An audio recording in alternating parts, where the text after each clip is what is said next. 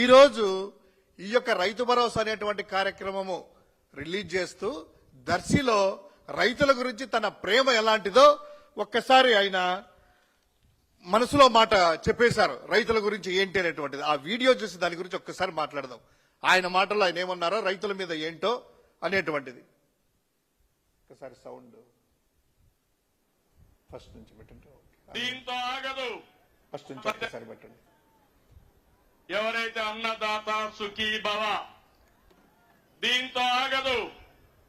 అన్నదాతకు నేను భరోసా ఇస్తున్నా. చంద్రన్న ఉన్నంత వరకు మా రైతుకి భరోసా లేదు, ఉండదు, ఉండబోదు. ఇది నా ప్రామిస్ మీకు అందరికీ. మళ్ళా సగం నుంచి మళ్ళీ ఎవరైతే అన్నదాత సుఖీ భవ, దీంతో ఆగదు.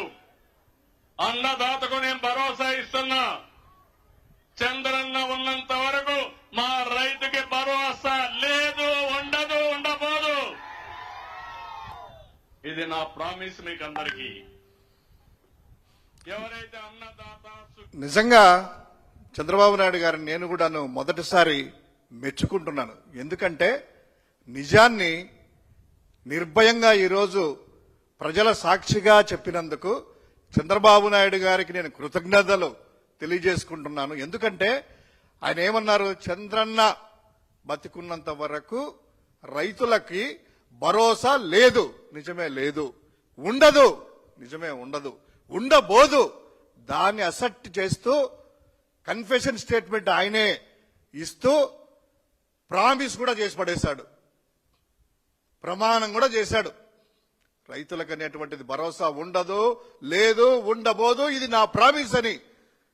ప్రతి ఒక్కరు రాష్ట్రంలో ఈరోజు రైతులందరూ కూడాను నష్టపోయినా బాధల్లో ఉన్నా నిజం చెప్పినందుకు పర్వాలేదు, చంద్రబాబు నాయుడు గారు కాస్త మారినట్టుందే, రైతుల గురించి ఆయన మనసులో నిజాలు చెప్పారే అని